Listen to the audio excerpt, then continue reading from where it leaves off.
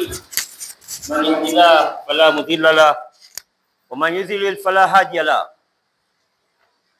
والصلاة والسلام على رسول الكريم الذي بلغ رسالة ربه وأدى الأمانة ونصح الأمة وكشف الغمة وجاهد في الله حق جهاده حتى أتاه اليقين وعلى آله وأصحابه ومن سار على نهجه إلى يوم الدين. Amma baad, kwanza kabisa ndugu zanguni, hatuna budi kumshukuru Allah subhanahu wa ta'ala, mwingi wa rehma, muumba na mwezeshaji wa kila jambo. Hakika yeye ndio mfanyaji wa kila kitu na nafsi zetu ziko kwenye mkono wake. Ndugu zanguni, Allah ametuleta katika dunia hii kwa muda mchache sana. Kila mmoja wetu awe na tahadhari na awe makini katika maisha ya muda mchache kwa kwake hapa duniani. Yani ni mfano wa mtu kwenye kuwa katika chumba cha mtihani katika level yoyote, ni jinsi gani anatakiwa awe makini. Ndugu zanguni, ndani ya dunia kuna fursa. Sasa jinsi mtu atakavyoweza kutumia fursa ndivyo atakavyopanda daraja. Moja ya fursa ni chuo ambacho tuko katika semina, chuo muhimu sana, chuo kikuu cha Ramadhani. Kila mmoja ni jinsi gani ametumia muda wake, basi ajitahidi katika muda uliobakia arekebishe. Ni chuo cha kuleta marekebisho na kujitambua. Moja katika msiba mkubwa wa mtu ni kujisahau, kuto kujitambua kwamba yeye ni nani, yuko hapa kwa sababu gani, yupo kwa malengo gani, anapaswa afanye nini. Lakini katika jamii yake anaiangaliaje? Je, ana nafasi ipi katika jamii na anatekeleza vipi nafasi yake? Mashekhe, alhamdulillah, kama alivyosema Imam, tuna kazi kubwa sana mbele yetu leo hapa.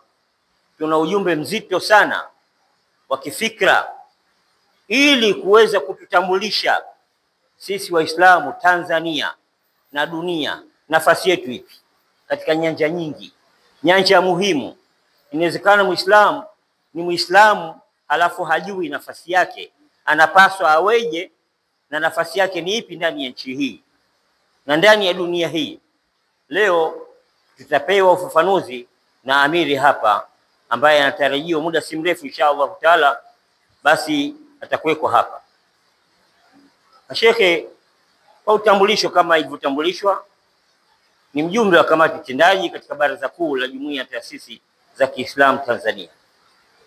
Baraza hili lipo, ndani yake kumetokea fugisu za hapa na pale, lakini alhamdulillah jambo linakwenda vizuri na inshallah taala ili baraza litafanya kazi. Mbali na fugisu zilizotokezea huko, lakini inshallah taala jambo lolote la khairi huwa haliendi kwa wepesi.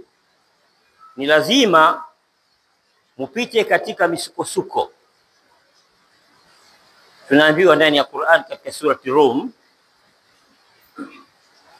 Alif Lam Mim, ahasiban nasu an yutraku yaqulu amanna wa hum la yuftanun wa laqad fatanna alladhina min qablihim wa la ya'lamanna Allahu alladhina sadaqu wa la ya'lamanna al-kadhibin. Hii ni sehemu ya jinsi gani Waislamu wanatakiwa wachukulie matukio na mazingira yaliyopo. Sio watu wanakata tamaa, mnapita kwenye misukosuko lakini mnapambana, maisha yanaendelea na mwisho mtafikia kwenye malengo. Hivi wanadhania watu wataacha waseme tu tumeamini wakati hawajapewa mitihani? Walishapewa mitihani waliopita kabla yao na wakadhihirika wa kweli ni wapi. Kwa hiyo ndani ya maisha haya malengo makubwa ni mtihani, na kila mmoja ajijue yuko kwenye mtihani. Mashekhe, hii nafasi nimeamua nimkaribishe katibu wa bodi wa taasisi ya Baraza Kuu la Jumuiya na Taasisi za Kiislamu Tanzania. Kwa wale ambao pengine jina linawachanganya, hili ni baraza ambalo jumuiya zote za taasisi za Kiislamu, hii ndio mwamvuli wake, zinatakiwa wapate ushauri na mwelekeo na mwongozo kutoka katika baraza hili. Kwa bahati mbaya ni baraza lilo mwenye mwelekeo wa kuwasaidia Waislamu. Sasa unapotaka kuwasaidia watu, basi jipange, kuna changamoto nyingi zinazopatikana.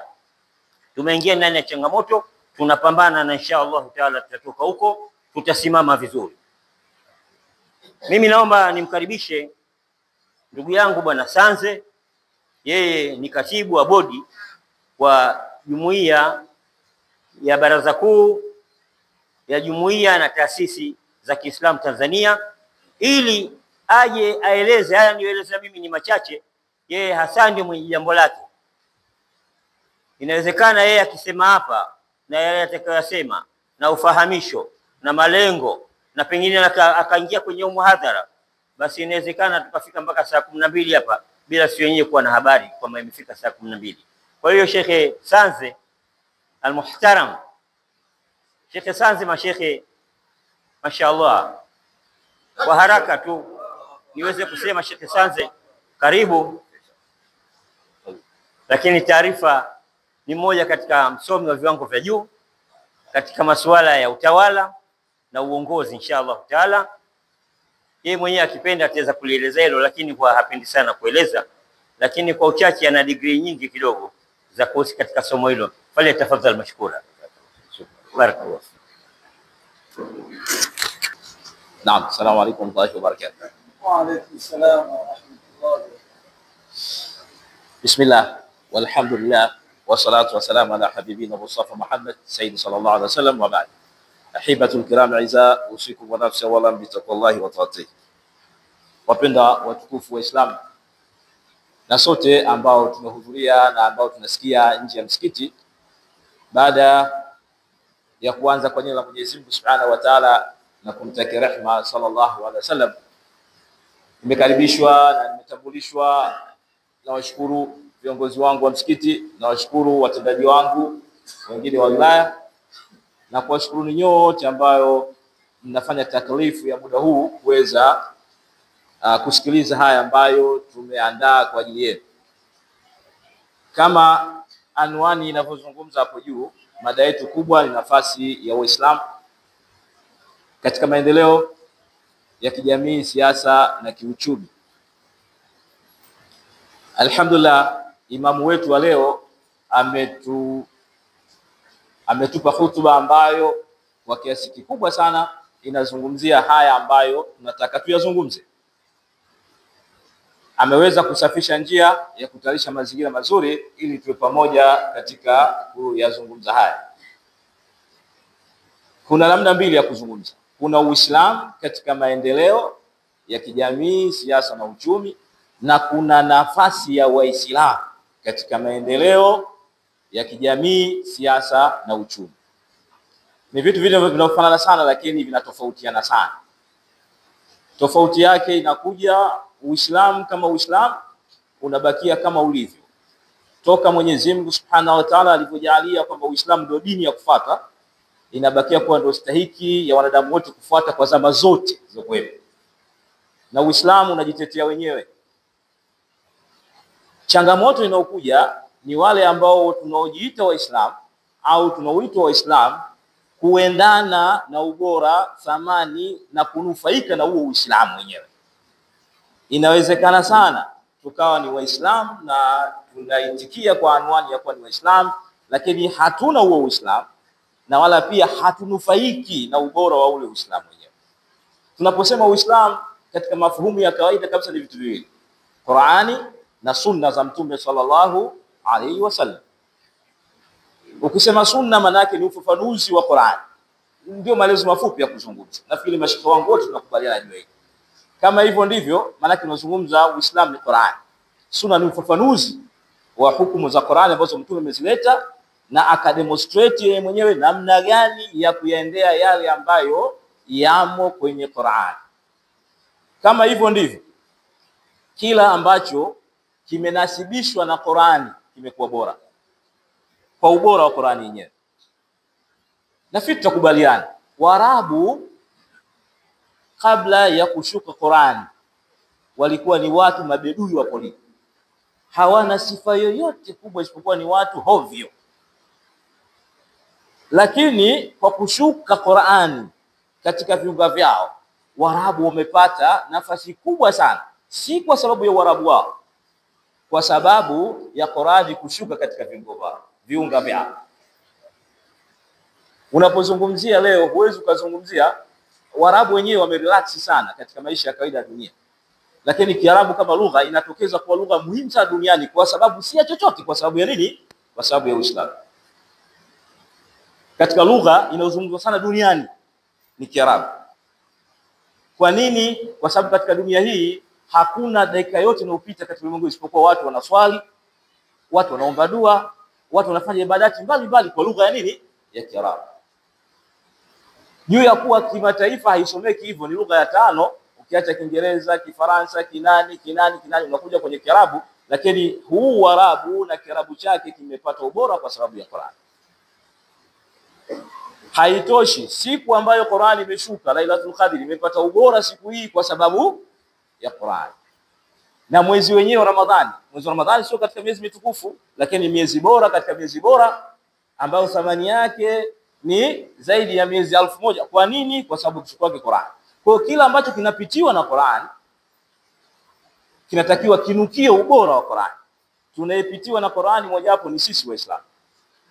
Inshallah Mwenyezi Mungu atujalie katika Ramadhani tuondoke tuwe na ubora na sisi wa Qur'ani, na kama vile ilivyokuwa imepokewa katika akwali mbalimbali kwamba Bi Aisha alipoulizwa Muhammad ni yupi, anasema ni Qur'ani inotembea, kwa maana vitendo vyake vinasadifu Qur'ani. Na ndivyo tunavyotakiwa sisi Waislamu tuwe. Laqad kana lakum fi rasulillahi uswatun hasana. Asa uswa ya Mtume sallallahu alaihi wasallam si nyingine isipokuwa kufanya alipokuwa akifanya, na hakufanya vingine isipokuwa kwa mujibu wa Qur'ani ilivyokuwa inaelekeza. Sasa tumeileta imada hii kipindi hichi kwa sababu ni wakati mwafaka wa kuzungumza na Waislamu kuhusiana na nafasi yetu. Unaweza kuona maendeleo yanakwenda na wewe ukajinasibu kwenye nchi kwamba ni sehemu ya maendeleo ya watu, lakini wewe mwenyewe huna maendeleo yoyote. Waislamu tumekuwa kwa muda mrefu katika moja ya challenge ambazo tunazitoa au tunakutana nazo ni watu kuhojiwa Uislamu individually au Uislamu as a community, tuna mchango gani kwenye maendeleo ya kijamii? Tuna mchango gani kwenye maendeleo ya kisiasa? Tuna mchango gani kwenye maendeleo ya kiuchumi? Ukiangalia Uislamu unaanza na Muhammad sallallahu alaihi wasallam, unakuwa mkubwa, makhalifa wale wane na utawala wao wote, dola ya Kiislamu ilikuwa ina nguvu sana katika maeneo yote ambayo tumesema, kijamii, kisiasa na kiuchumi. Wakaja tabi'in na tabi'in, mpaka leo tunafika hivi. Uislamu unatanduka kwa mkubwa wa wingi wa watu, lakini ubora wa Uislamu na Uislamu unapungua. Sasa changamoto ni kwamba dini iko vile vile, Uislamu uko vile vile, lakini sampuli ya watu tunatoka nao, quality zetu ndio zinapungua. Ndio maana tukapewa ofa ya kuwa na mwezi wa Ramadhani, angalau kila mwaka tujadidi Uislamu wetu. Khatibu hapa ametuzungumza vizuri sana kwamba ni chuo na Ramadhani yenyewe ni chuo, na kwamba ni degree ambayo ukishapita Ramadhani mpaka umegraduate, umekuwa ni khiriji wa mafunzo ya Uislamu. Na akasema ndani kuna kozi mbalimbali, kuna kozi za uchamungu, kozi za subira, kozi wa hakadha. Kwa hiyo utaona jinsi gani tumepewa fursa nzuri sana kama umma wa Kiislamu, fursa ambayo hawajapewa umati mwingine wote isipokuwa umati Muhammad sallallahu alaihi wasallam. Tunaitumiaje? That's the challenge. Sisi tunatokaje nayo Waislamu? Sheikh pia kazungumzia kwamba wakati tunazungumza habari ya ubora wa Uislamu na ubora wake, tumekuwa sana tukininasi kwamba ukisema hichi kwenye Qur'an kimesemwa, hichi kipo, hichi atawa na sayansi wamethibitisha hivi. Sawa, kwenye Qur'an kipo na sayansi wanathibitisha, lakini sisi kama Waislamu tunasubiri vipi mpaka mwana sayansi mwingine aje akifanya hapo useme hichi hata kwenye Qur'an kipo? Kwa nini usifanye wewe? Alafu ile image ya umma wa Kiislamu isadifu hayo maendeleo ambayo tunayataka. Ukisoma history kina Ibn Hazm ambao wamezungumza bali ya hesabu ya logarithm, calculus, ni Waislamu. Kina Avicenna na wengine wote ama ukizungumza bali ya tiba matibabu, unazungumzia Islamic medicine. Islamic medicine, it wasn't, but it was from the Muslim scholars. Ilivyokuwa ukizungumzia hawa mascholars, maulama wa Kiislamu, ulikuwa huzungumzii tu yanazungumzia fiqh swala au fiqh saum, anazungumzia mambo makubwa yaliokuwa yanatamallaki dunia yote kwa ujumla wake, science, kisanaa na kadhalika. Leo tumegawanya mafundisho ya Uislamu huku na huku, na leo tumekuwa hivi tulivyokuwa leo. Kinachofuata ni kulaumiana kwamba inakuwaje Waislamu tunaacha mambo yaende hivi, inakuwaje viongozi wa Kiislamu mnaacha mambo yaende hivi. Ndio inavyokwenda, maana si give and take. Sasa tusilaumiane, bali tuchukue nafasi yetu. Nafasi ya Waislamu ni maendeleo ya kijamii, maendeleo ya kisiasa na maendeleo ya kiuchumi. Mwenyezi Mungu Subhanahu wa Ta'ala anasema kwenye Qur'an, la yughayyiru ma biqaumi hata yughayyiru ma bi anfusihim, kama qala Allahu azza wa jalla.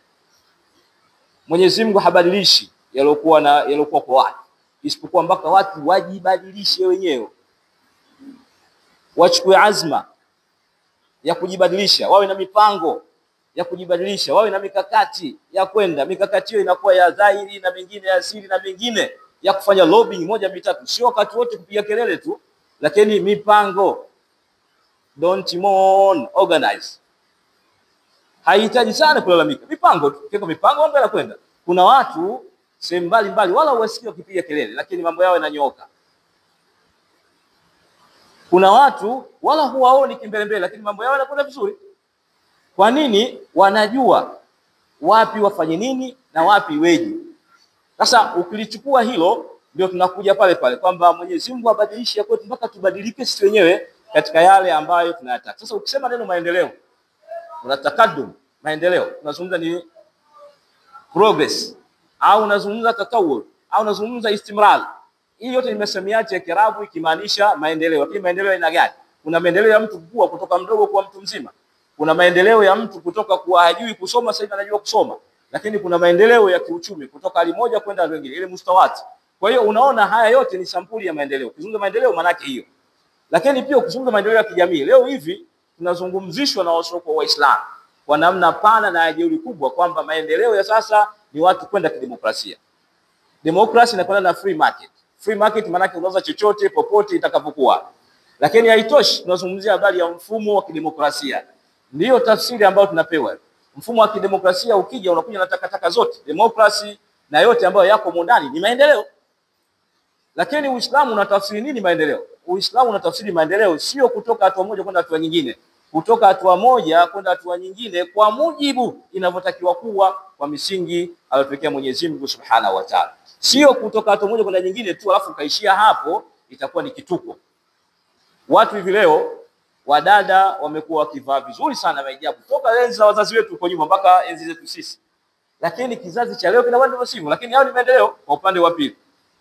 Waislamu watuzungumzii maendeleo hayo. Tunazungumzia maendeleo kwa mujibu inavyotakiwa yawe maendeleo. Kwa sababu katika Uislamu kuna misingi ya kufanya vitu viwili tu.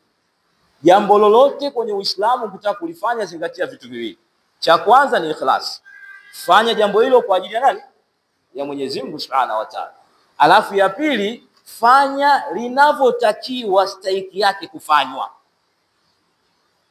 Swala yako unaoswali, swali kwa ajili ya Mwenyezi Mungu Subhanahu wa Ta'ala. Lakini ya pili, iswali kama inavyotakiwa kuswaliwa. Na wala sio unavyotaka wewe. Na wala sio unavyotaka watu wengine wakuone unavyofanya. Hapana, inavyotakiwa. Inatakiwaje? Kwa hiyo ukiwa na misingi ya vitu hivi utafanya vizuri sana. Sasa tunapozungumzia pia maendeleo, tunazungumzia sio tu kusema maendeleo, tunataka maendeleo, pia tunataka tuyafanye kwanza kwa ajili ya Mwenyezi Mungu. Lakini la pili tuyafanye inavyotakiwa kufanya. Kwa mfano, watu leo wanazungumza sana habari ya maendeleo kutoka kwenye ujima, kwenye nini mbalimbali na kuja mpaka kwenye upai na demokrasia yake. Vile tunapozungumza inakwenda tunazungumza kutoka hatua moja wanavyotaka watu kufanya. Mchakato, mapambano, hizi afua, intervention zinafanyika, zinazungumzia habari za human rights. Kwenye Uislamu na wako Waislamu sasa hivi wanaingia huko kwenye huo mtego, wanaingia kwamba na sisi unajua haki za binadamu, so okay. Haki za binadamu zinazungumziwa kama ni hatua ya maendeleo kutoka kule nyuma kuja huko mbele. Lakini maendeleo ukiangalia hawa watu haki za binadamu wanazungumzia habari ya mchanganyiko wanazungumzia habari ya mseto kwamba anataka kufanya lote afanye, la mwanamke afanye mwanaume, la mwanaume afanye mwanamke. This is a development in democracy. That's what they are talking about. Hayo ndio maendeleo kwenye demokrasia, hayo ndio maendeleo kwenye haki za kibinadamu.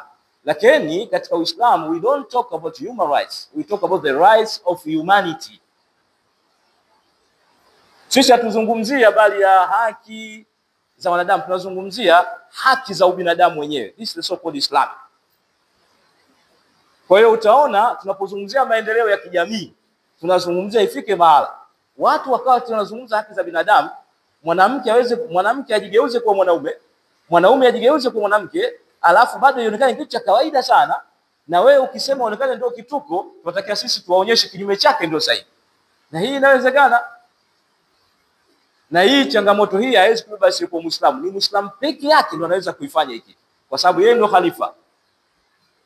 Yeye ndio khalifa mwenye jukumu hili. Kwa hiyo utaona hii ni haki ya Waislamu na ambao wanatakiwa waionyeshe maendeleo yetu ni yale ambayo yanayotakiwa kuwa kweli maendeleo, na wala sio yanavyotakiwa na watu ambao kimsingi hawana khilafa ya aina yote ya kuyazungumza. Lakini pia tunapozungumza maendeleo ya kijamii, Uislamu ndio umeweka misingi. The first constitution in the world kutumika duniani, constitution ya kwanza kutumika, the so-called the Madina Charter. Madina Charter ndio katiba iliyotumika mara ya kwanza duniani, imethibiti hivyo. Mipango yetu sio, haihitaji kufunga maiki kupiga kelele, ni kuelezana tu. Haihitaji kusema sana kwenye ni kupanga na kupangua ni kwenda. Msikiti kama huo kwetu hapa ulivyo unatosha kabisa kwa taasisi ya kufanya haya maajabu. Na tumepewa muda wa kukutana mara 5 kwa siku. Tunaitumiaje? Ni kuswali na kuondoka tu? Si kuswali na kuondoka, kuna mengine mengi yatakiwa yazungumzwe baina ya kuswali na kuondoka, ambayo ndio inaita mujitama. Ziko dini hazina akida yoyote ya maana, hata wenyewe wanajua. Lakini kwa sababu watu wanapata huduma kwenye hizo dini, wanakimbilia. Kwa hiyo social services, kwa nafasi yetu kama wa Kiislamu tunatakiwa tujiswitch hapo tuende mbele. Sasa tutakwendaje? Ni maamuzi. Mwenyezi Mungu atujalia wote tunaweza kuwa maengineer, tukawa madaktari, tukawa walimu. Lakini program za kufanya tuwe walimu za kwetu sasa. Ndio masuhulia unapokuja hapa. Kwamba tutakuja kuwa masuhuli mbele ya Mwenyezi Mungu kwa sababu alitupa watu wenye vipaji vya kuwa engineers, hatukuwafanya kuwa engineer. Alitupa watu ambao wanapaswa kuwa madaktari, hatukuwafanya kuwa madaktari. Katupa watu wa kuwafanya kuwa walimu bobezi vyuo vikuu, hatukuwafanya kuwa walimu bobezi vyuo vikuu. Tumewafanya waokota makopo sokoni. Lazima tuwe masuhulu katika hilo. Kwa hiyo utaona nafasi yetu iko wapi. Let us find our position in this community. Tutafute nafasi yetu. Hakuna kutafutia. Tujiposition wenyewe mahali ambapo iko siku tutazungumzia Waislamu, hatuhitaji kuwa wengi, tunahitaji kuwa bora zaidi. Kwa hili ndio tunaliona. Kisiasa, unapozungumzia nafasi yetu kama wa Kiislamu, nafikiri wako waandishi wamesema wengi kidunia, lakini pia kitanzania. Nafasi ya Waislamu kisiasa ni kubwa sana. Na actually ndio watu ambao wanatoa maamuzi ya kisiasa nchi iendelee. Wao Waislamu. Waislamu ndio wanatoa maamuzi. Kwa nini? Wao kura zao ndio zinagawanyika huku au huku.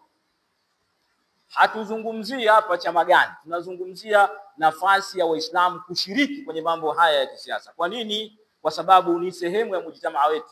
Tunatengeneza Madina Charter. Madina Charter yetu hapa inatokana na watu kujumuika kwenye hizo afua za kisiasa, kwenda nazo vizuri zaidi. Huku tukiwa tumeshikilia nini? Uislamu wetu.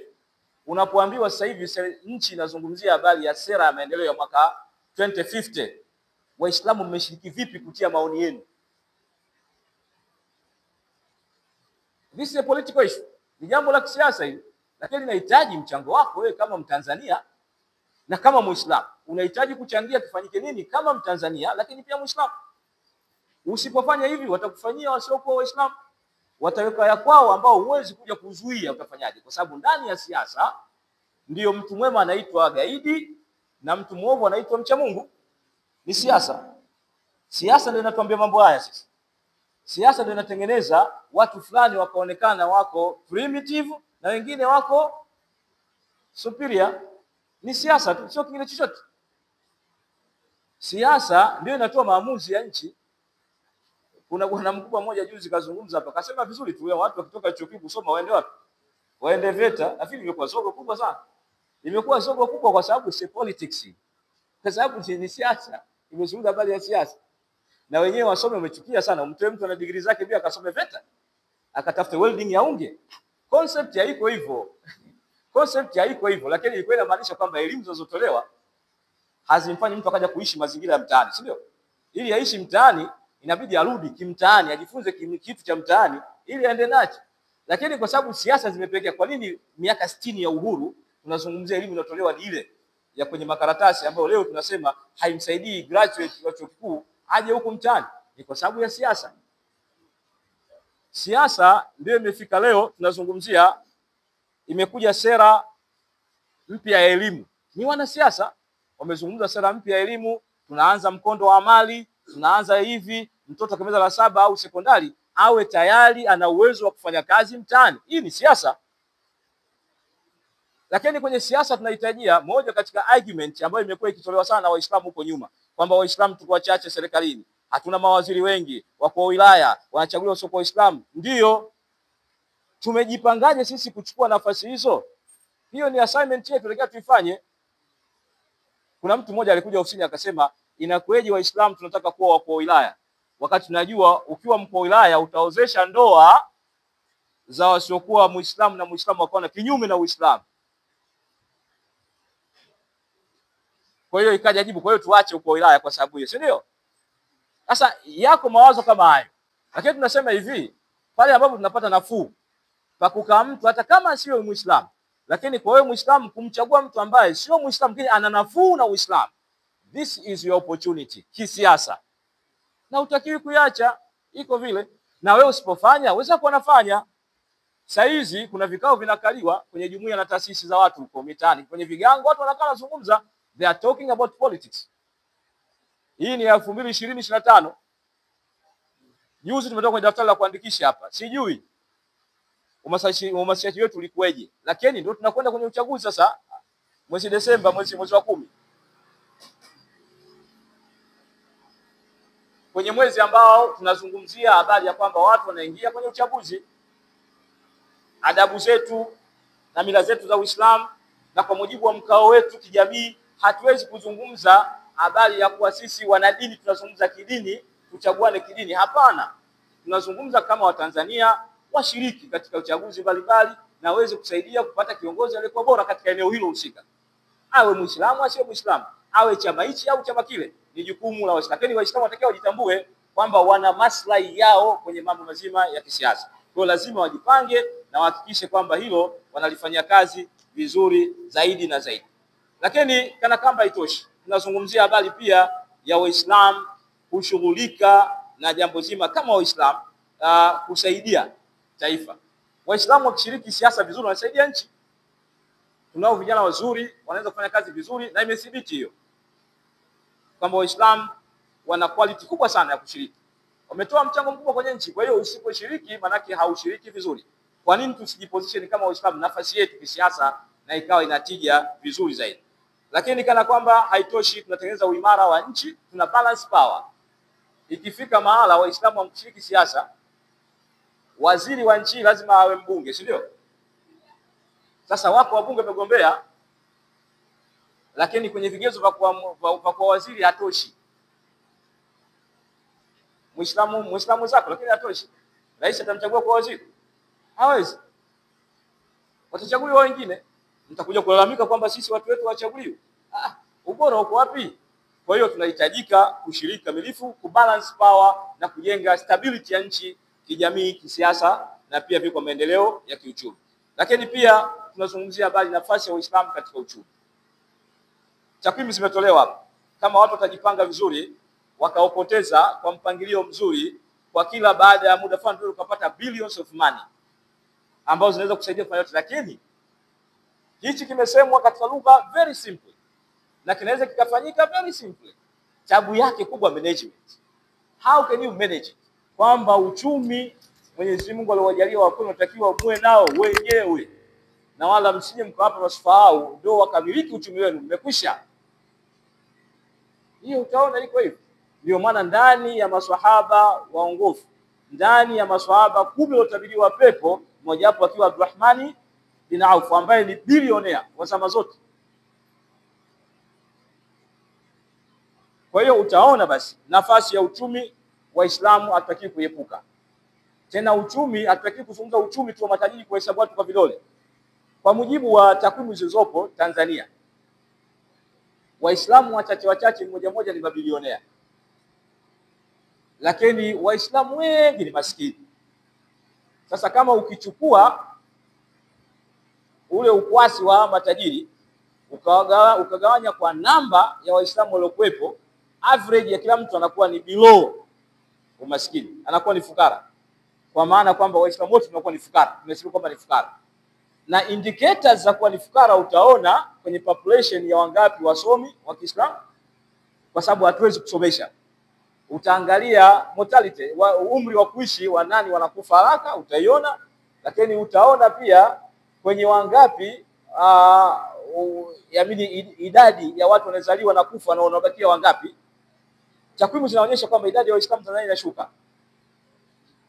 Inashukaje? Tunaoana sana, lazima sana, lakini tunakufa sana wengi kabla ya umri wa kukua kwa sababu ya umaskini. Inaonyesha iko hivyo. Lakini tunakosa muda mzuri wa kufanya da'wa. Kabla ya uhuru kuna makabila yalikuwa yana dini yoyote hapo yamekaa. Kwa hiyo aliyewahi kwenda kwenye maeneo hayo ndio kawahi kuwavuna. Waislamu hatakuwa na hiyo strategies za kidawa za kuyaendea hayo maeneo.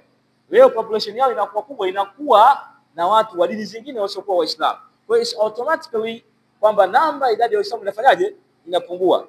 Sio kama inavyosemwa, lakini it's not promising.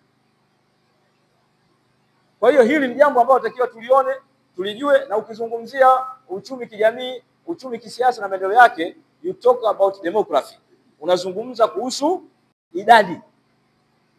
Ukizungumzia unapiga kura, maana unazungumzia idadi ya watu. Mko wachache mtatoa matokeo machache, madogo, hayatoshi. Mko wengi mtatoa matokeo mengi. Kwa hiyo hii ndiyo tunachotakiwa kukizungumza. Sasa la tuti sufahau amwalakum allati ja'ala Allahu alaykum qiyam. Kiuchumi tunatakiwa muushike Waislamu wenyewe. Tumezungumzia riba inaliwa kweli na inaendelea kuliwa. Tumezungumzia changamoto mbalimbali za Kiislamu, kuweka makundi mbalimbali ya kusaidiana, bado hatujafanya vizuri katika hilo. Haina maana tuache. Haina maana usamu mfeli. Tuna makosa tusiyonia ambayo tumekosea hapa na pale. Tunajirekebisha, tunajipanga, tunakwenda, hakuna kutuzuia. Don't mourn, organize. Don't complain, don't explain. Una sababu ya kulalamika, una sababu ya kunungunika, una sababu ya kujieleza, una sababu kubwa ya kufanya.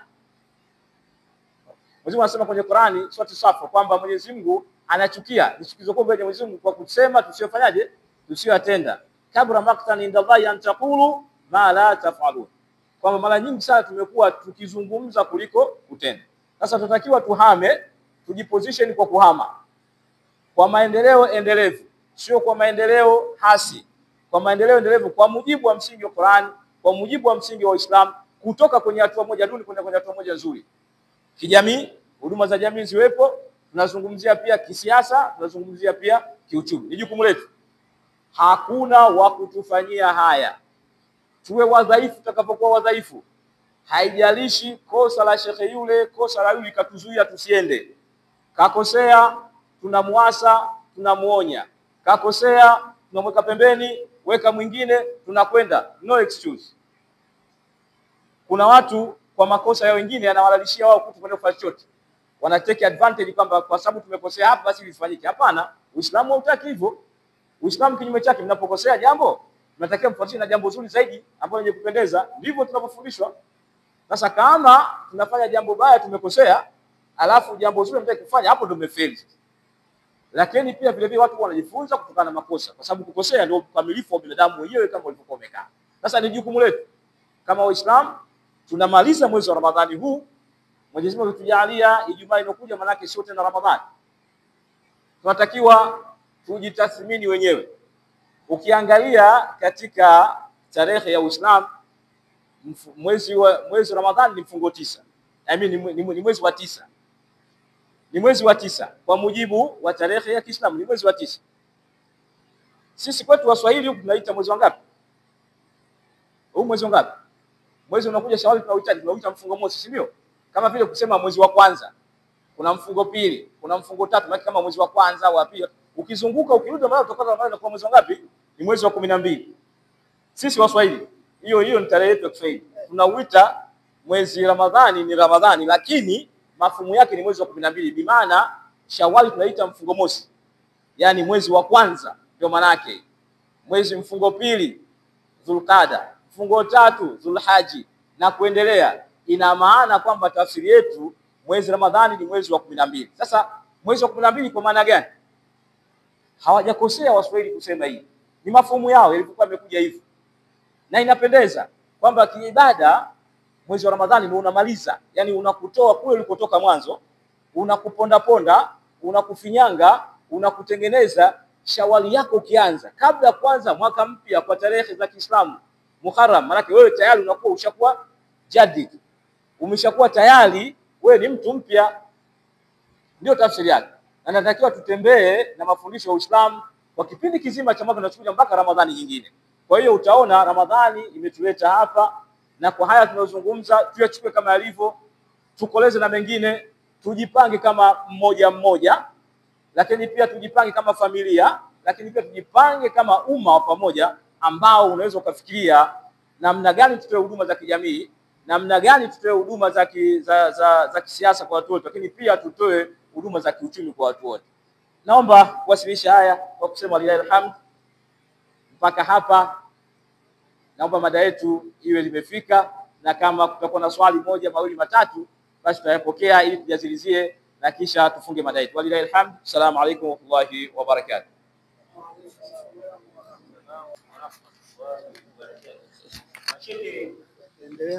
Hadi watu wa leo, huyu Sheikh Sanze hakujipanga kuja kuzungumza leo. Haya, mzungumzaji alikuwa ni mwingine, lakini sisi tutamuomba huyu aje hasa atuelimishe vizuri sana nafasi yetu Waislamu ni ipi na tufanye nini tujiondoshe hapa tulipo. Nitatoa nafasi ya maswali au maoni ya nini na wapi Waislamu tumekosea, kwa sababu najua ndani yetu kuna watu wanafahamu mambo kwa upana sana. Fikra zetu zikikaa pamoja tuna uwezo wa kufanya mambo makubwa sana, kwa sababu wazee wetu huko nyuma wamefanya mambo makubwa. Watu wengi hawafahamu kwamba kule Kilwa ndiko kulikuwa makao makuu ya Zenji Empire, dola kuu ya Zanzibar. Makao yake makuu ni Kilwa, lakini kule Kilwa ndiko wametoka maswahaba wakaenda kuonana na Mtume kwa mara ya kwanza, wakatoka kundi la pili. Walipokwenda pale Mtume kafariki kwa miezi 6. Kwa hiyo wale wa kwanza waliokwenda kule walimuona Mtume, hawa ni maswahaba. Uislamu ulifika Kilwa kabla ya Misri, na waliofuata hawakurudi huku, walikwenda kueneza Uislamu katika nchi mbalimbali. Kwa hiyo Tanzania kwa ujumla, Kilwa ina historia refu sana, na ukielezea Kilwa utaelezea utukufu wa Uislamu. Ukisikia Zenji Empire, dola kuu ya Zanzibari, ni ya pili kustaarabika katika Afrika baada ya Misri. Ni dola ambayo ilikuwa na pesa zake na ilikuwa na mambo mengi sana. Ukisoma historia ya Kilwa, basi tutatafuta watu wanaweza kutuelezea vizuri, waje wazungumzie Kilwa hapa na historia ya Uislamu katika Tanzania, kwamba Uislamu Tanzania ulitangulia kuliko sehemu nyingi sana katika hii dunia. Jamani, hii mada ni mada pana, inahitaji isomeshwe sana. Waislamu tuna upeo mkubwa sana wa kufahamu, yani bado haijakaa vizuri kwamba Waislamu kwa nini wawe wanyonge katika nchi hii, ikiwa wazee wetu walijitoa katika nyanja mbalimbali wakasimama kwa ajili ya dini yao, kwa ajili ya Uislamu wao, na wakafika wakatuweka pahali pazuri, halafu sisi tukapoteza utukufu huu. Unajua tutakwenda kuulizwa tuna haja kujielimisha sana na kujifundisha sana, mbali na masomo tunayosoma tafsiri ya Qur'ani, hadithi na fiqh na nyingine, lakini hizi mada za kijamii na mada za uamsho tuna haja kuzifahamu vizuri, alafu jipange turudi katika nafasi yetu. Kiswahili wanasema kujikwaa si kuanguka.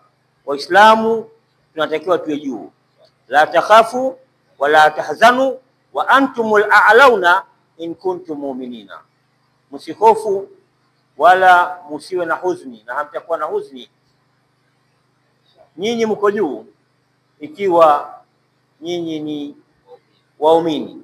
Kwa hiyo wapi tumekosea, tunatakiwa turudi, na tutarudi wapi? Ikiwa tutapata mafundisho na ukumbusho kama huo inshallah taala. Mimi nilikuwa nikiraka katika kushikilia hii speaker hapa saizi, mwenye speaker yake amekuja, lakini nafikiria tunahitaji kupata maswali na maoni kutoka kwenu inshallah taala. Naomba nikabidhi speaker hii kwa mwenyewe mwenye speaker yake.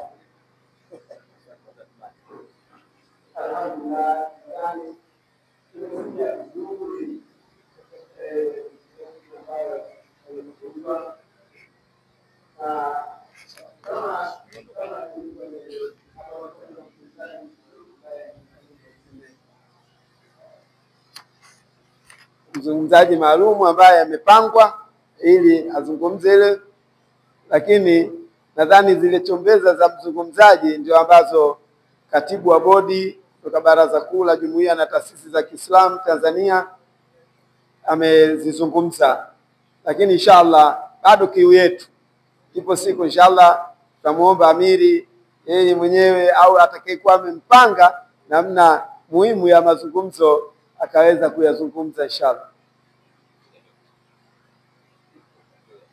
Kafika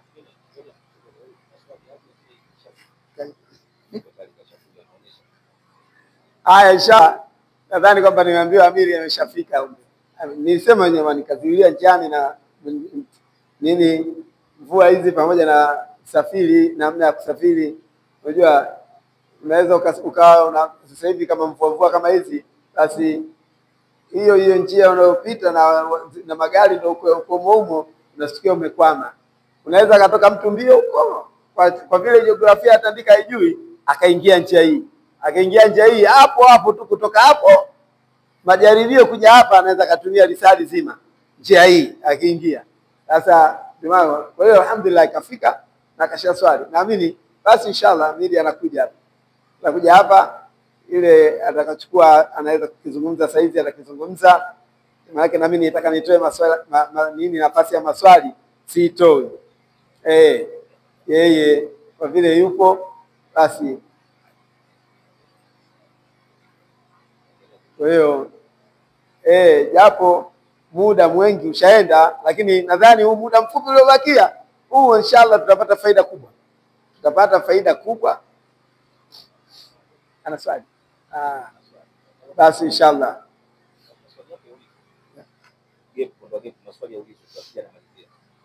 Haya inshallah, katibu hapa ananiambia kwa yale ambayo yeye ameyazungumza, basi natoa nafasi ya maswali matatu. Wakati huo amiri kule anajiandaa kuja, nafasi ya maswali matatu. Basi hayo maswali, baada ya hayo matatu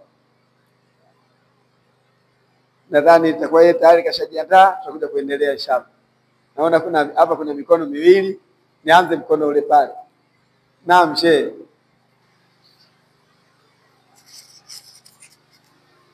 Ongea tu hivyo shikilia. Assalamu alaikum wa rahmatullahi ta'ala barakatuh. Wa alaikum salam wa rahmatullahi wa barakatuh. Swali langu mimi najikita katika Baraza Kuu Jumuiya na Taasisi. Naam. Nimeona bango, lakini ni bango ninavyoliangalia naona halijakamilika. Imeandikwa Baraza Kuu.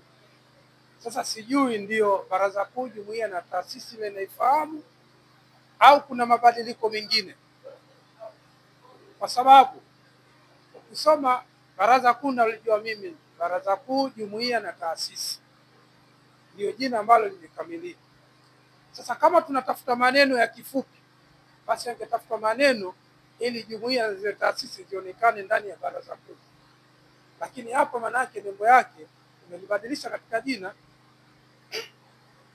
hilo. Hayo ni maoni yangu. Sasa nauliza swali, mwendesha mada amezungumzia maendeleo ya kisiasa na kiuchumi, lakini naamini Waislamu wanaongozwa na mabaraza. Mabaraza yenyewe yanapoleta mada kwa sisi waumini, lakini je, yako sahihi katika kuendesha hizi siasa na uchumi? Kwa sababu tunaamini huko nyuma haya yamezungumzwa na kuna mambo yamefanywa, lakini hayakufanikiwa. Moja, kuna visanduku nafikiri kimoja kile pale kwa ajili ya maendeleo ya Waislamu, ilipoishia hakijulikani na hakuna maelezo ya kina. Hiyo moja. Lakini la pili, ndani ya baraza kuu kulikuwa na koteba ambayo ilikuwa kwa ajili ya kuwainua kiuchumi Waislamu wakopeshwe na maendeleo mengine, lakini na yenyewe nayo imekufa kifo cha mende bila maelezo ya kina. Hii ya pili. Narudi sasa kwenye mfumo wa baraza. Baraza sasa hivi hatujui bado lipo kisheria, kwa sababu tayari baraza kuna sehemu ukienda halitambuliki, na sisi kama wadau hatujapata maelezo ya kina kwamba limekwamia wapi. Kwa hiyo hoja yangu na maswali yangu ni haya. Wabillahi taufiki. Assalamu alaikum wa rahmatullahi ta'ala wa barakatuh. Wa alaikum salam wa rahmatullahi wa barakatuh. Nadhani maswali hayo kama alikuwa ameyauliza wengine wote mmeshasikia vizuri. Mimi nitampa tu shehe aanze kujibu. Kwanza tunajibu moja moja inshallah. Alafu na wewe utauliza. Tunajibu moja moja alafu na wewe utauliza. Jibu kwa familia kae. Haya, inshallah katibu anasema kwamba wewe uliza kabisa. Ile kasha note, hiyo usha note. Wewe uliza kabisa, baada ya wewe basi itabidi ajibu alafu ajiamini. Assalamu alaikum wa rahmatullahi wa barakatuh. Alaikum salaam. Kwa majina naitwa Salim Muhammad Saidi. Mimi swali langu nalouliza ni kwamba taasisi zinajifikiria kufanya maendeleo mbalimbali. Kwa nini kuna taasisi zishaanzisha maendeleo? Kwa mfano kama Al-Hikma, Islamic Foundation na taasisi za JAI za kuhudumia wagonjwa hospitalini. Kwa nini wasiungana nazo hizi taasisi hizi wakashirikiana nazo? Tusije tukaanzisha taasisi zikawa za makundi makundi. Kwa nini hizi tukazichukua tukaungana nao tukawa nao kitu kimoja? Kwa sababu wenzetu wale wameshakuwa wazoefu, wanawadhamini, wana kila kitu. Kwa hiyo tujitahidi kuungana nao ili tuendelee mbele. Lakini sisi wenyewe tukianzisha maendeleo yanakufa njiani. Wenzetu wale maendeleo yao yanaendelea, kwa nini tusishirikiane nao? Naam, asalamu alaykum wa rahmatullahi wa barakatuh. Nashukuru sana kwa maswali hayo, kwa sababu Amiri amefika, tumemwacha kidogo apumzike na amalizie ngwe hii. Kwa mada ambayo nimeitoa na hapa ilikuwa imezungumzwa, la kwanza kuhusu jina la baraza kuu. Jina la baraza kuu, bahati mbaya bango letu dogo, ndio tumeandika kwa kifupi. Hapo kuna lugha tatu hapo. Kuna Kiswahili, kuna Kiarabu, kuna Kiingereza. Nafikiri kwa wale ambao tunajua Kiarabu, hii ndio tafsiri ya baraza kuu la jumuiya na taasisi za Kiislamu Tanzania. Al-Majlis al-Ala al-Jumuiyati wal Muassasati al-Islamia fi Tanzania. Sawa sawa? Hii hapa maneno haya. Na kwa Kiingereza chake ni hapa, the Supreme Council of Islamic Organizations and Institutions of Tanzania.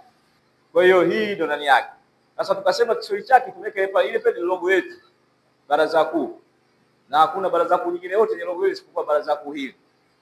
Nafikiri nimejibu swali. Sawa sawa? Kiswahili chake ni baraza kuu la jumuiya na taasisi za Kiislamu Tanzania. Kwa hiyo naomba tulichukue na tulinukuu. Lakini la pili, kuhusu swala zima la baraza kuu bado lipo au limefutwa, ndio lugha nyepesi inakwenda. Jamani, baraza kuu lifutwe na nani? Lifutwe kwa sababu gani? Lifutwe limekosea wapi mpaka kuonekana lifai lifutwe? Wapi lipokosea? Zipo changamoto ambazo miongoni mwazo tunazo sisi kama taasisi, zingine ziko kwa Waislamu wenyewe. Upati maelezo baraza kuu. Baraza kuu zipo, fika, uliza, upewe majibu. Mmoja mmoja, kikundi, watu kama wote hivyo. Sio mpaka Sheikh Kundecha kaja hapa Unaanza sasa wewe kumweleza, haina tatizo hiyo, unapoteza time and space ya kuzungumza mengineyo. Wakati hao ungeenda kule ungepata tu majibu, imekwisha. Lakini unaposema hakuna majibu, inawezekana wewe majibu yako hujayapata, lakini majibu yapo. Hivi ndivyo ilivyo. Hilo mnatakiwa mlijue. Taasisi ya kwenu Baraza Kuu, mnatakiwa mfike pale ofisini, mnachokitaka, mnachokiuliza kiulizeni ndani ya ofisi. Na ukipenda andika, ujibiwe kwa maandishi, kesho na kishukuto maneno yasifanyaje? Yasibadilike. Hiyo ndio official transaction za mambo yanapokwenda. Lakini hata nikikujibu wewe hapa sasa hivi na kujibu hapa sasa hivi, lakini nikienda msikiti mwingine nitaambiwa hivyo swali hilo, ni kwa sababu kuna watu tumekaa katika ile comfort zone, yani tumerelax iko tuliko. Usirelax, ni chombo chako, kifuate, kijue, kihoji, kiulize.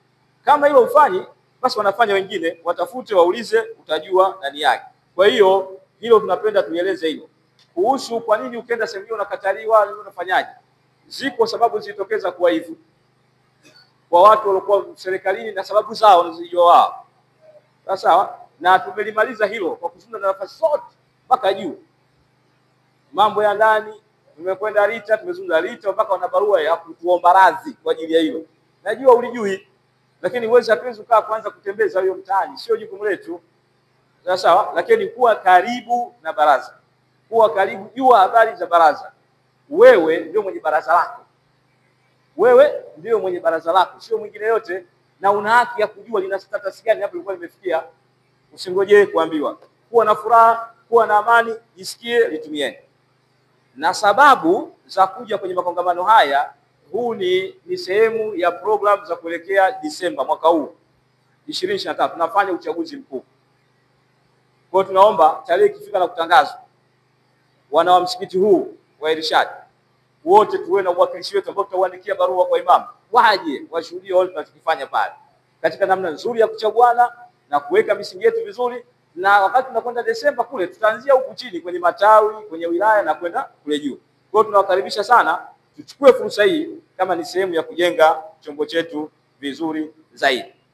Niseme tu, hakuna chombo chenye jina tamu, chenye mkao mzuri wa kuwasaidia watu wote Kiislamu kama Baraza Kuu. Lenyewe sio chombo individual, lenyewe ni mwamvuli wa mambo vingine, ni baraza la jumuiya na taasisi. Wanachama wake lazima wawe jumuiya na taasisi. Kwa hiyo ni sehemu ya kwako wewe na taasisi yako kujoin pale na kwenda. Kingine kuna issue ya kutaiba. Kutaiba naizungumzia kwa nukta hizi mbili. La kwanza, mimi sasa hivi sio kutaiba. Kwa hiyo kisheria sitaki kuzungumzia kutaiba. Nitakuwa ninawazungumzia watu jambo lao wasiokuwa wao. Kiuadilifu naweza nikasema ndivyo au ndivyo si, ikawa shida. Ikaonekana sikuwawakilisha vizuri. Sawa? Lakini wale watu wenyewe wa kutaiba taarifa wanazo kwa sababu wanapeana kutaiba na kwenda. Walilahi alhamd. Lakini la pili, zipo kesi mahakamani.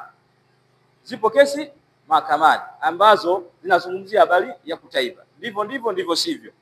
Sasa kesi ikishakuwa mahakamani, pia kisheria, kiungwana, kitaratibu hatutaki kufanyaje? Kuizungumza huko mtaani. Lakini nafikiri wakati wake ukifika, ama hawa kutaiba wenyewe watakuja kuzungumza, au wakituomba tuwazungumzie au tuzungumze nao pamoja, tutalizungumza vizuri sana. Yalotokea kutaiba ni ajali katika ajali ya vyombo vya fedha, ambapo haisi ajabu kwa kutaiba kutokea, japokuwa haikuwa lazima itokee. Ni mtihani katika mitihani ya vyombo vya fedha duniani kote. Unapozungumzia chombo cha fedha kinapofanya kazi, uwezekano wa kufanya vizuri upo, uwezekano wa kufanya vibaya upo, uwezekano wa kufa upo. Inategemea tu wapi mmekosea nini na imekuwa nini. Kwa hiyo sisi kama ni sehemu ya waanzilishi wale tunakubali yote. Waislamu Tanzania ambao ndio the big challenge ambayo tunayo hivi leo, kwamba don't complain, don't explain, just learn from it. Kunungunika, kulalamika hakusaidii sana. Tujifunze kutokana na vile, turekebishe tulipokosea, tufanye sisi wenyewe au watu wengine ambao wameona wamejifunza. Isitengenezeke kuona kwamba kwa sababu tulikosea basi hatuwezi kufanya, unaanza kujikatisha tamaa mwenyewe. Hiyo sio Uislamu. Uislamu tena ulivyo unatakiwa uanguke alafu uweze kusimama wewe. Ndio Uislamu. Ndio Uislamu leadership unatakiwa kuwa. Kwa hiyo hizi zingine zinapotokea, ajali ikitokea, inakuwa pale ndani kasababisha mhusika, anashughulikiwa kisheria, mengine yanakwenda. Inawezekana, haiwezekani? Inawezekana, haiwezekani? Huu ndio mwendo tunatakiwa tuchukue twende, na wala sio vinginevyo zaidi hapo. Taasisi zingine ambazo zinafanya vizuri, kwa nini tusiwe nazo? Taasisi zote ambazo Sheikh azitaja tuko nazo karibu sana. Islamic Foundation, na nafikiri ipo hapa leo, tumemwona hapa mwakilishi wa Radio Imani hapa, TV Imani yupo hapa, Sheikh Ramadhani tunamwona yupo hapa. Tunafanya nao vizuri sana kuliko maelezo, tuko nao karibu sana na tunashirikiana nao kwa hali na mali. Hekima Foundation ndio kabisa tunashirikiana nao vizuri kwa karibu zaidi, na zingine zisizokuwa hizo tumekuwa nazo karibu na tunashirikiana nazo. Na mwezi huu wa 4 unayekuja, tutakuwa na kikao cha pamoja cha jumuiya na sisi zote kubwa, tukiwa kama baraza kuu na wao kama taasisi, tutakutana pamoja kuzungumza yanayotuhusu na yanayowahusu, ili tuweke pamoja twende yaende, kila mtu afanye kipande chake anachokiweza na mwingine anachokiweza, ukiunganisha tupate ule mfumo msonge wa mambo kwenda yaende vizuri zaidi. Wabillahi taufiki. Baada ya kusema haya, naomba Sheikh Kundecha asimame azungumze. Tutangulia kusema machache wakati tulikuwa tumejaliwa kuhusu mada yetu hapo juu. Unayo nayo ya kuzungumza, naomba Sheikh, karibu umalizie. Sheikh, una swali?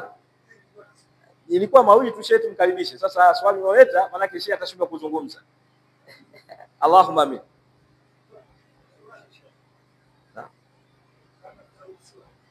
Inshallah, Sheikh, karibu. Haraka ili Sheikh asizungumze.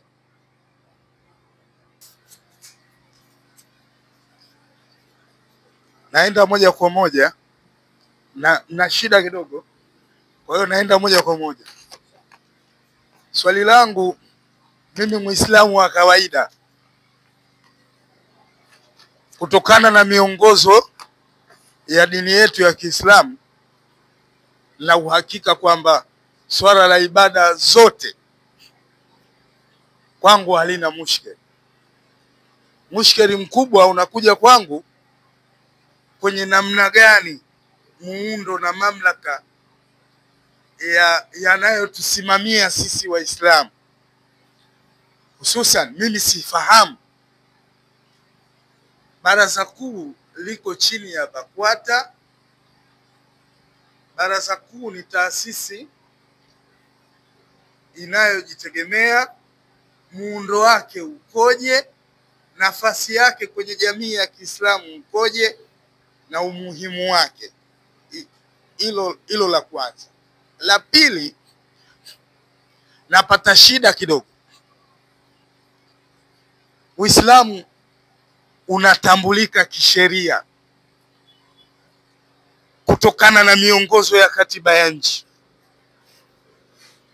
Unautambua Uislamu kama ni imani ya kwanza kati ya imani tatu: Ukristo na upagani ndio imani zinazofuata. Imani ya kwanza imetajwa kuwa ni Uislamu, imani nyingine ni Ukristo na upagani. Sasa basi, Uislamu unafahamika kwa taratibu zake, kwa mwongozo wa Qur'ani, kwamba taratibu za Uislamu hizi na kwa sisi Waislamu tunatufahamu. Cha ajabu ni kwamba kwenye nchi yetu hizo taratibu zinazotuongoza sisi Waislamu hazipo, hususan wakfu, amana, ndoa, mirathi. Hivi vitu havipo. Inapotokea jambo la mirathi, tunaambiwa twende mahakamani, wakati Uislamu una mwongozo wetu kuhusiana na jambo hili. Unapotokea hitilafu katika ndoa ambayo tumeifunga kwenye taratibu za Kiislamu, ndio twende mahakamani. Baraza kuu ipo, BAKWATA ipo. Kipi kinachokwamisha baraza kuu kuwa na kadhia ya Kiislamu itakayotuwezesha taratibu zote za maamuzi ya Kiislamu zitafanyika ndani ya kadhia ya Kiislamu, wakati Uislamu unajitosheleza? Si ndio maswali yangu kama nimeelewa?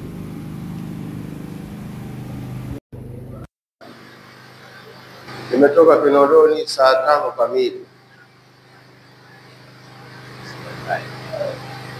unajisikia raha sana.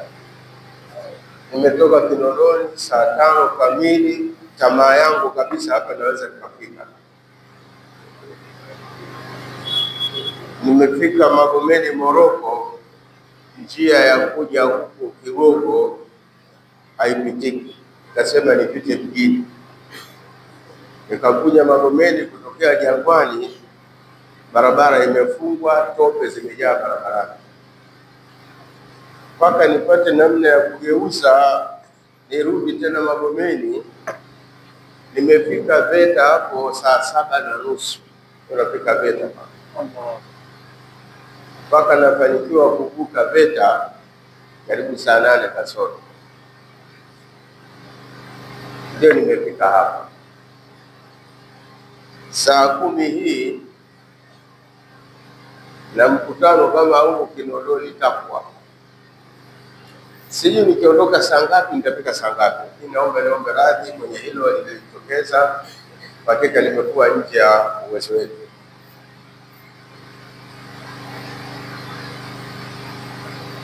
Kabisa baraza kuu tumesipata. Baraza kuu linafanya nini? Wakati fulani ni vigumu sana kwa Muislamu wa kawaida kuona baraza kuu linafanya nini, kwa sababu baraza kuu ni la jumuiya na taasisi za Kiislamu. Tunakutana na viongozi wa jumuiya na taasisi za Kiislamu kufanya mambo ya pamoja kama Waislamu kupitia jumuiya zetu. Lakini tunaweza kukwambia mwaka 1992 baraza kuu liliasisiwa na tulikuwa tuna shule za Kiislamu 4.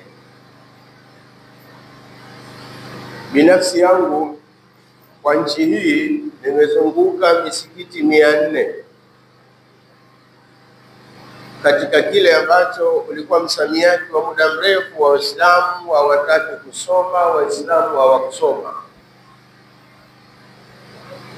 Tumezunguka kuzinasihi jumuiya na taasisi za Kiislamu zichukue hatua juu ya jambo la kielimu, kwa sababu tukitegemea tu ufadhili au mfumo wa serikali ambao hautupi nafasi vizuri.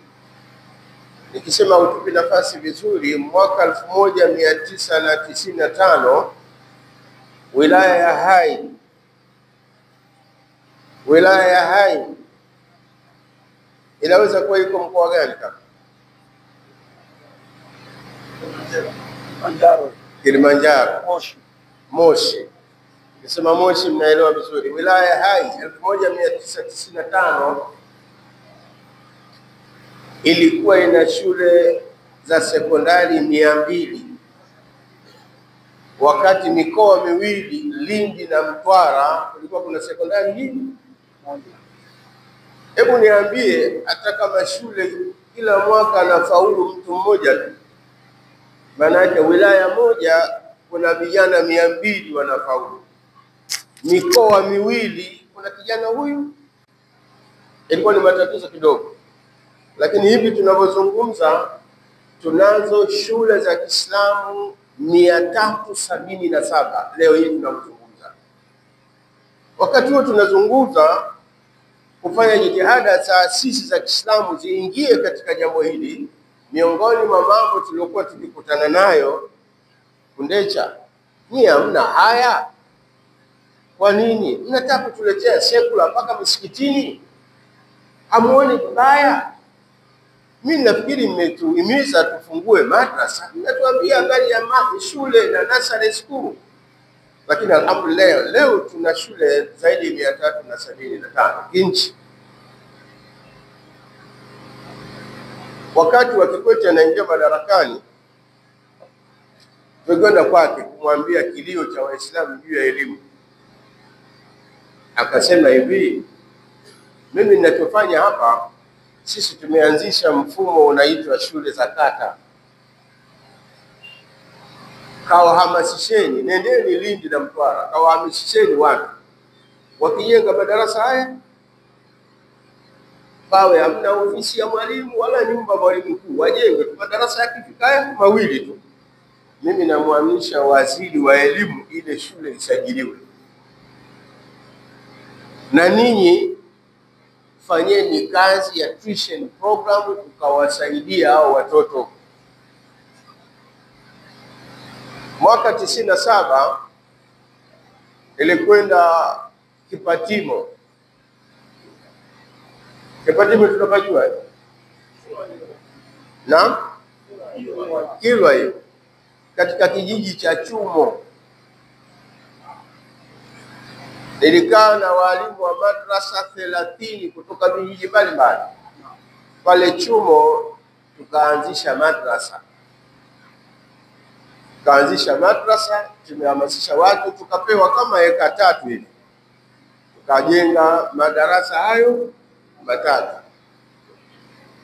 Nikachukua vijana 5 kutoka Chumo, nikaja nao Dar es Salaam, nikakaa nao miaka hiyo 3 ninawafundisha ili warudi pale wakawe walimu katika ile madrasa katika utaratibu mzuri. Alhamdulillah, madrasa yetu ilipokwenda vizuri, mwaka wa 4 nikapigiwa simu kutoka Kilwa Chumo kwamba shekhe, madrasa yako serikali wanataka kufanya nini? Wanataka kuweka shule ya msingi.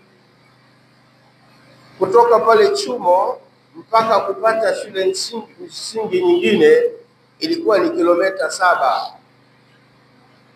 Nikawaambia msikatae, kubalini,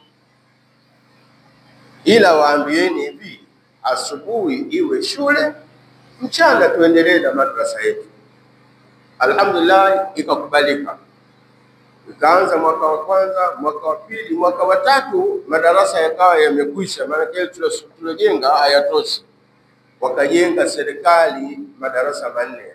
Yakawa madarasa mangapi? 7. Nilipokwenda kutembelea madrasa ile, ilikuwa ina wanafunzi 658 wa shule ya msingi. Hapakuwa na Mkristo hata huyu. Unaweza ukakataa, ikawa unawanyima fursa Waislamu wenzako. Baada ya miaka 5 akaletwa mwalimu mkuu mpya na usajili wa maeneo na viwanja ukaanza. Eneo lile likasajiliwa kiserikali, na mwalimu mkuu mpya aliyekuja akapiga marufuku ufundishaji wa madrasa kwenye shule ya serikali. Tukaondolewa pale. Basi tukaenda kujenga mahali pengine. Kulikuwa kuna mbunge mmoja wa maarufu wa Kilwa, watu wa Kilwa watakuwa wanamjua, Ali Mchumo. Ali Mchumo, kile kijiji cha Chumo ndiko na yeye alikozaliwa. Nikamfuata Ali Mchumo, nikamwambia mmefanya vibaya. Sisi tumejenga madrasa vizuri, walilahi alhamd. Tumeanzisha madrasa yetu, mmeomba iwe shule ya msingi, tumekubali. Hivi kweli mnatunyang'anya na kutuondolea madrasa? Nasema bwana, hiyo amri ya serikali. Nasema basi hakuna wasiwasi, madhali watoto wanaosoma wote ni watoto wa Kiislamu. Najaribu kukuonyesha baraza kuu namna kazi zilizofanya. Inasikana wewe usizione huko msikitini. Kwa baraza kuu walifanya kazi na muumini mmoja mmoja. Lakini kinchi baraza kuu limefanya kazi kubwa mno ambayo leo ni kazi ya kujivunia. Huyu bwana unaitwa nani? Salum Muhammad amesema, kwa nini msishirikiane na mataasisi haya mengine? Jina letu linatulazimisha kushirikiana na taasisi nyingine. Ndio jina letu lilivyo, Baraza Kuu la Jumuiya na Taasisi za Kiislamu. Katika taasisi tunazozitaja hakuna taasisi ambayo hatujashirikiana nayo.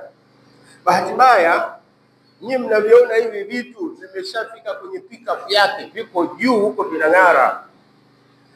Hamvizungumzi wakati vinaanza. Vimeanzaje? Vimeanza vipi? Takupeni mfano rahisi. Msikiti wa Mtambani nyinyi wote ni maarufu, mnaujua. Hapa Dar es Salaam hapakuwa na msikiti mchafu mbaya kama Mtambani. Hata ungelibanwa tumbo la kuharisha, ukiingia chooni haja itarudi, utakwenda kutafuta choo mahali pengine. Tukaingia sisi pale, tukafanya kadiri tulivyoweza. Alhamdulillah, tukaanzisha nursery school na madrasa. Mwalimu wa madrasa wa pale alikuwa ni mwanafunzi wangu na mshahara na mlipa mimi mfukoni. Mwalimu wa nursery school alikuwa mke wangu na mshahara nalipa mimi mfukoni. Baada ya miaka 5 tukaanzisha primary school. Mwalimu anayefundisha pale na mlipa mimi mshahara kutoka mfukoni kwangu. Leo Mtambani ina shule ya sekondari. Ukiona pale unaweza ukaona baraza kuu hawana walichofanya, maana sio viongozi pale wala hawaonekani pale. Lakini jambo lilikuwaje likawa vile? Leo unaliona vile limetoka wapi? Ni lazima tuyatazame mambo katika halisia wake. Bahati mbaya sana sisi Waislamu mahodari sana kulalamika, lakini ni wachache sana wa kushiriki kwenye activity. Kama anavyosema shekhe wangu, hizi baraza kuu hasa nafasi yake iko wapi? Mimi kama mtu nawezaje kuona baraza kuu linafanya kazi gani? Sijui kama ipo taasisi ya Kiislamu hapa Tanzania unazozifahamu wewe iliyopita msikitini kwako kama hivi, ikajiweka wazi, wewe uikague na uiseme, uionyeshe kasoro zake. Sijui taasisi gani, unaweza kunitajia? Umeelewa vizuri? Taasisi ambayo inawajumuisha Waislamu kwa lugha yao, kwa nafasi yao, ni Baraza Kuu la Jumuiya na Taasisi za Kiislamu, na limekuja na ubunifu mwingi wa vitu vingi. Viko vilivyofanikiwa, viko vilivyofeli. Hii ndio kawaida ya jambo lolote unapoliasisi. Huwezi kubaki na jambo hilo ukafanya wewe kila siku. Mtambani mimi nilikuwa ndio imamu wa kwanza. Nimekuwa imamu wa Mtambani miaka 10. Nimekuwa imamu wa Mtambani kwa miaka 10. Lakini hakuna mtu alikuwa anajua kama mimi ndio imamu wa Mtambani. Wakati huo nilikuwa imamu wa misikiti 5 ukiwemo Mtambani. Na yote walilahi alhamdu ilikwenda ikapata mafanikio makubwa. Tusiangalie tulipoangukia, tuangalie tulipojikwaa na turekebishe kasoro hizo zilizopo. Sasa hivi Waislamu wanayo nafasi ya kusema hata sisi tumesoma.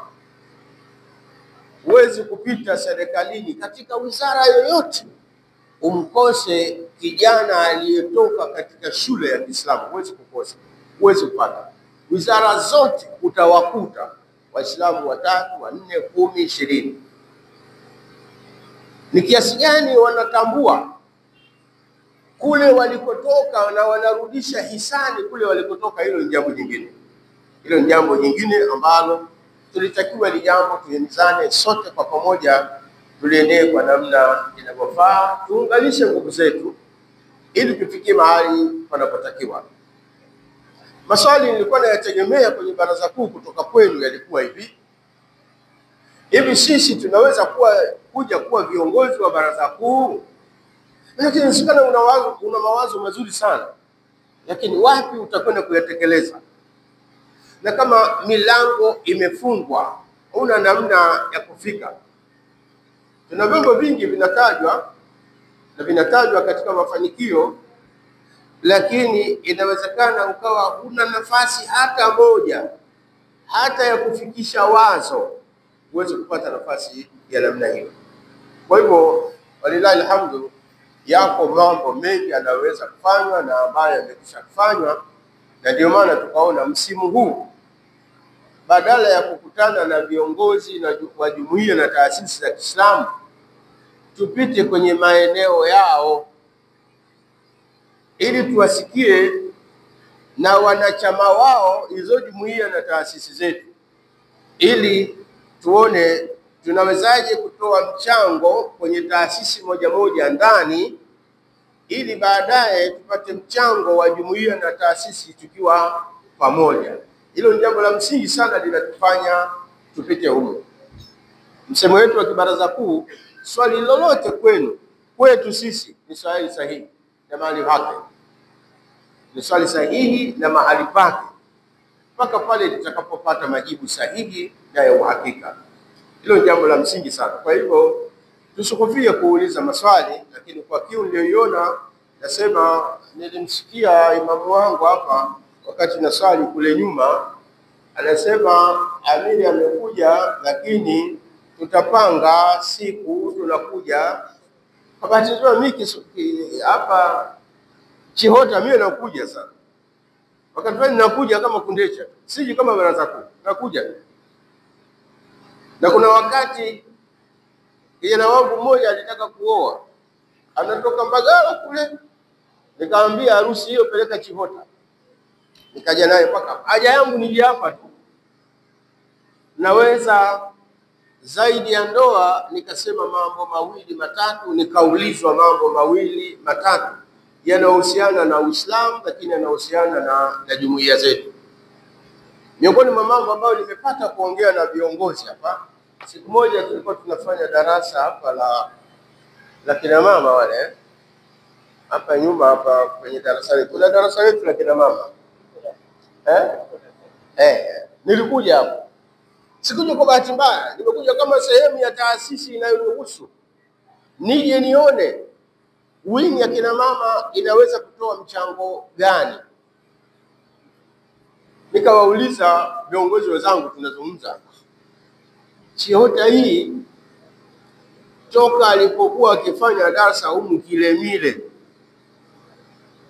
mpaka leo, Chihota hii iko vile vile. Hapa pana kitu gani? Kuna kitu gani hapa? Tunahitaji tukae. Kwa nini msikiti mwingine inabadilika sana? Kwa nini Chihota isibadilike? Huu msikiti uko kati ya mji, haupaswi kuwa hivi tena. Nataka uendane na hali halisi ya mahitaji yetu kama Waislamu, ubebe hali hiyo katika kipindi kijacho. Mazungumzo haya sizungumzi na mtu anayeswali humu, tunazungumza tukifika humu tunasalimiana, tunaondoka, tunakwenda. Lakini kikao na viongozi wenzangu tunajadili mbali kutoka hapo. Alimradi kama wanajamii, hii misikiti hii ndio mikono ya kushika shughuli zetu za kijamii. Kwa hivyo nirudie kusema, niwaombeni radhi kwa kule kuchelewa, lakini inshallah kwa msaada imamu tutairatibu siku nyingine. Kama ninapokuja, tutakuja katika sura ya utaratibu rasmi, tuje kama baraza tuongee zaidi na zaidi ya haya, sababu nachelea nitakapoendelea pengine na mkutano kama huu unaokuja alasiri na wenyewe utakufa, itakuwa pia sijafika. Kwa hivyo niombe Mwenyezi Mungu Subhanahu wa Ta'ala atupe taufiki katika kile ambacho Allah Subhanahu wa Ta'ala ametuwezesha, na niombe Mwenyezi Mungu akulipeni kilicho bora zaidi kuliko muda huu mliotoa.